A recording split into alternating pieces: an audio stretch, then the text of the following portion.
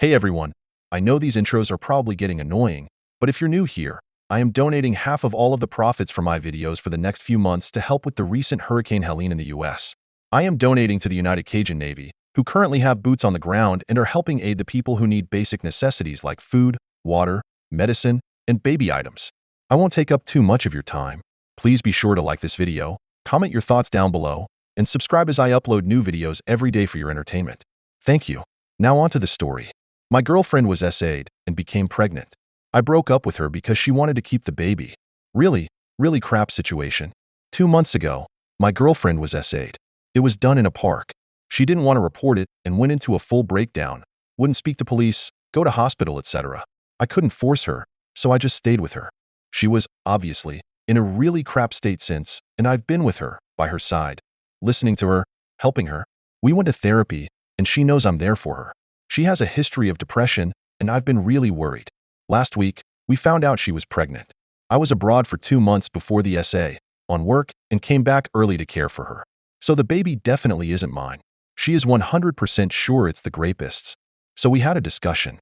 She is a devout Catholic. We initially decided on an abortion, but after she spoke to her mother, she decided to keep the baby, saying that it isn't the baby's fault.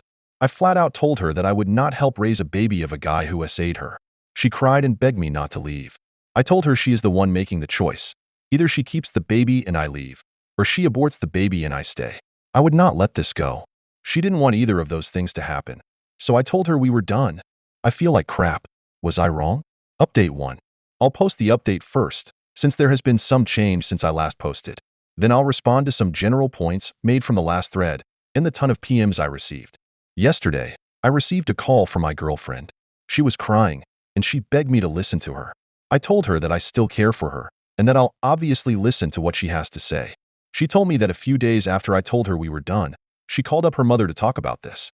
Apparently, what happened before was that she was pretty much decided on aborting, but then when she spoke to her mother told her that under no account should she abort, and that I was actually manipulating her to do so. Her mother went on to say that if she aborted the child, she would no longer consider my girlfriend as her daughter. After I left her, my girlfriend called her mom up to talk about what went on. My girlfriend said that she desperately wanted to abort the baby, and her mother again said that if she does so, this is the last time they will ever speak again. My girlfriend said she broke down on the phone, and her mother kept asking her what she would do. The conversation then ended when my girlfriend said she didn't know. Then she started texting. After a few hours of thinking, my girlfriend sent her mom a text saying she was going to abort. She was then blocked. My girlfriend then called me and told me everything. She will be having an abortion in 3 weeks. I discussed this with my girlfriend, and we both completely agreed that I had not manipulated her in any way, and that she appreciated that I put my foot down, because had I not, she would have had a baby who would remind her of the worst time of her life. Her words, not mine. She further went on to say that I am the best thing that has ever happened to her, and that she knew that even if she no longer had a mom, if she had me, she could get through this. I broke down at this point. I love her so much. In truth, I probably would have gone back to her and raised the baby with her, even though I knew I'd resent it. I made the original thread to get some backing rather than anything, to see if I had made the right decision. I'm so relieved things have turned out the way they have. Also, screw any mother who places religion over their own child. Friggin' lunatics. Now to respond to some of your points from the last thread. 1. No. My girlfriend did not cheat on me. I am almost certain about this. Not only because she had the conscience of a fragile angel, but also because we both know each other's schedules really well, and we often talk to friends who can corroborate timings. Moreover, her roommate took photos of my girlfriend after she came home assaulted. It's not rough smecks, as some of you dicks put it. 2. I don't give a rat's behind if you think abortion is a sin or the deleting of a baby. Come and raise the baby, or give us money to raise the baby, or hire us a live-in maid to tend to my girlfriend's every need while she is pregnant if you're so sanctimonious. Talk the talk, then walk the walk, you wanking tit baboons. 3. My girlfriend was absolutely clear she wanted to raise the baby, probably influenced by the mom. 4. Thanks to all the people telling me I did the right thing. It was really difficult. I'm very glad it turned out the way it has though. 5.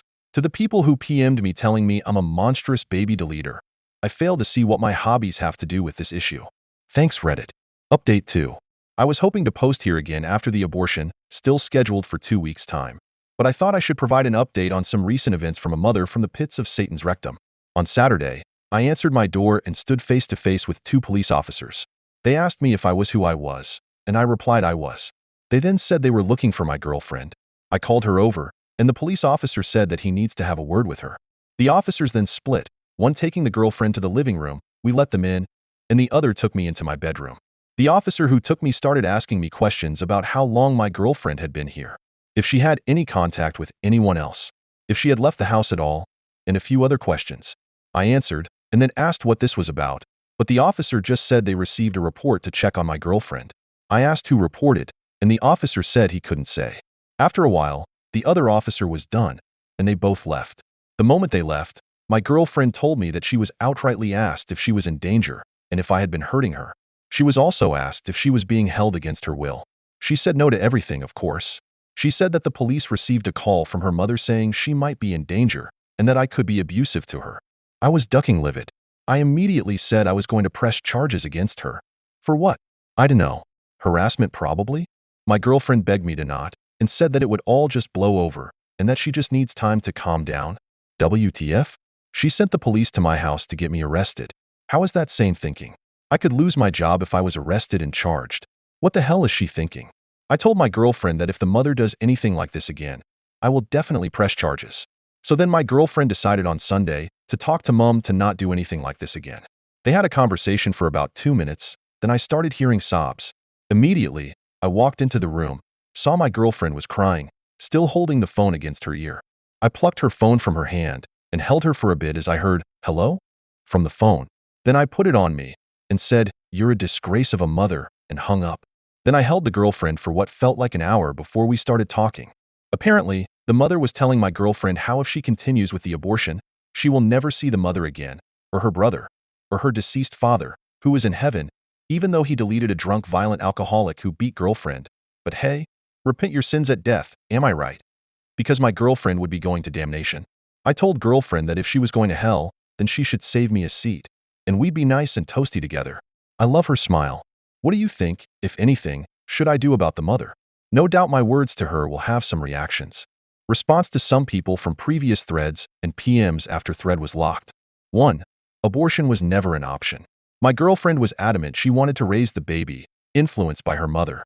And if you suggest adoption anyway, then you truly do not understand just how taxing a normal pregnancy is, let alone one dipped in a beautiful cocktail of SA depression.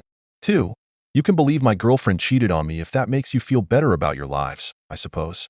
Just FYI, the pictures and roommates' report showed she had a bloodied nose, black eyes, cuts and bruises against her arms, hands and knees, torn coat and top, bruises around her neck. Cheating, right? Edit. 3. My girlfriend and I are still going to therapy about all of this. Update 3. I just wanted to update folk on this whole saga. This will be my final update. A few days ago, the abortion was carried out. During the weeks beforehand, my girlfriend went to a counselor and talked to a nurse about why she wanted an abortion. She was also tested for any STIs. She's clear. She went ahead with the abortion after getting the all clear. A few days ago, it was successfully carried out. They went for the surgical abortion method, which involved using a vacuum to suck the pregnancy out.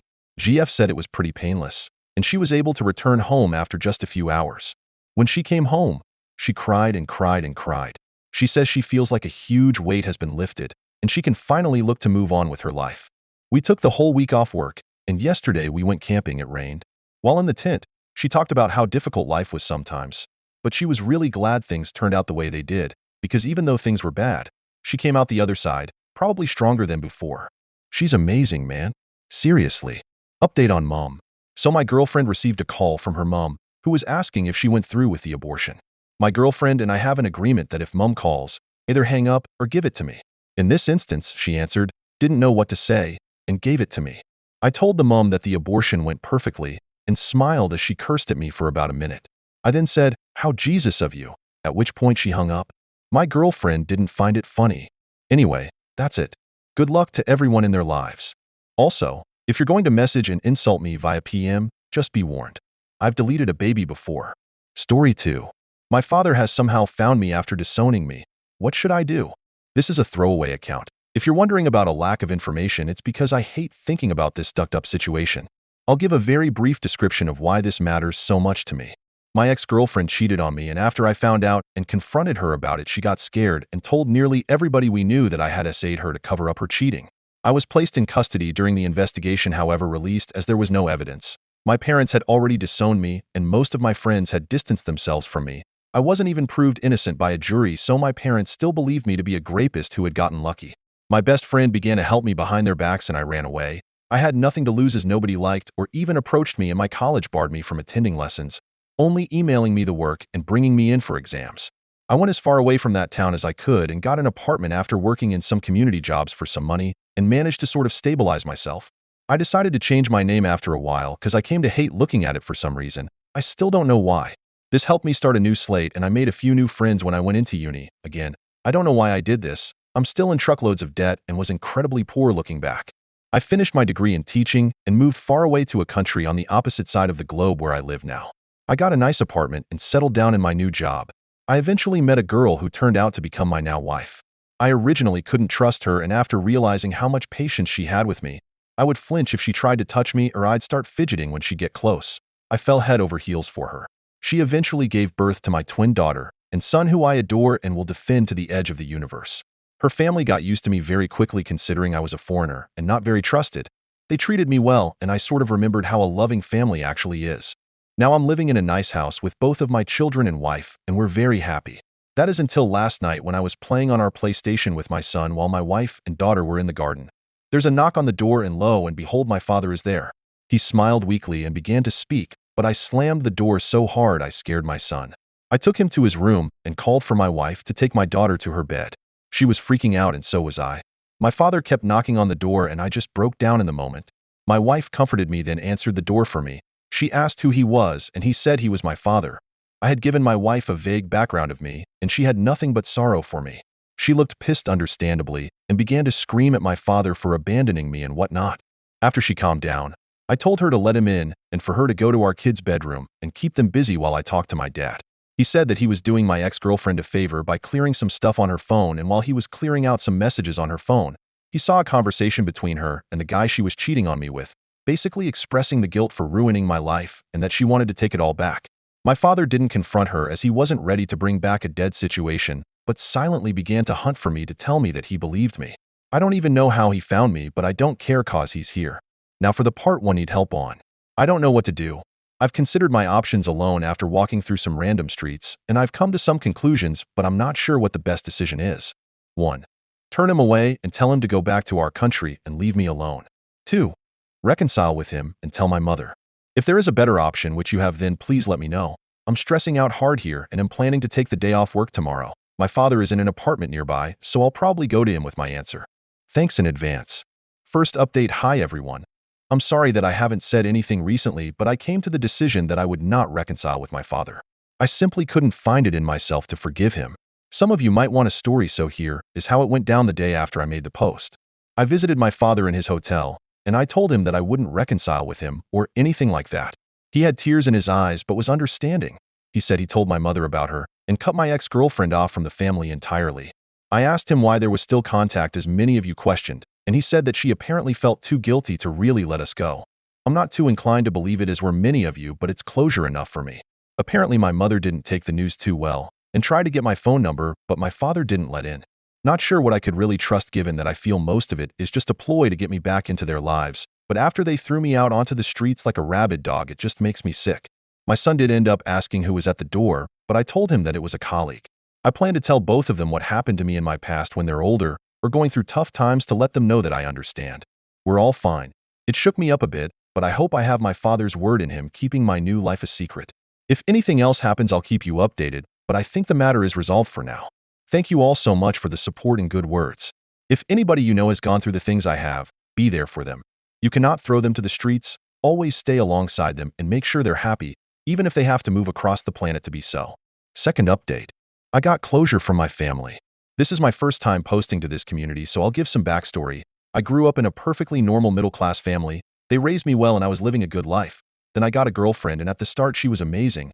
We had many of the same hobbies and went along well. Then I discovered she was cheating on me, and before I could out her, she threatened to tell everybody I had assayed her. I thought she was bluffing, but she actually did it, and my family disowned me. I was released from custody due to lack of evidence, but I wasn't able to be tried and acquitted. Therefore my parents thought I was a rapist who had gotten away with it. I decided I would start a clean slate. I stayed with my best friends for a while before getting copies of all my major information and running away. I got a degree in teaching and moved to another country where I met my wife and had my twin daughter and son. Was living peacefully before my father found me, and it kicked off a chain of events that leads to this post. I recently had an incident with my family involving them breaking a promise. It angered me incredibly, and after a lot of thought I decided I would face them directly. I flew back to my home country and met with everybody involved, my mom, dad, brother, and even the girl who accused me. I was nervous, of course, but I was shocked when I realized I didn't really see them as family. I recognized them, of course, but I didn't see them the way I see my wife, kids, and in-laws. My mother started by breaking into tears and trying to apologize. I just felt disgusted by it. My father comforted my mother, and my brother was the one who kept his composure and initiated conversation. He asked me how I was doing, and I responded by telling him to cut any small talk and that this meeting was on my terms.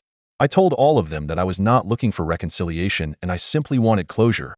I made sure to tell them that I would call the police should they attempt to chase me. I asked my parents why they were so quick to abandon me, even though the police said there was no proof.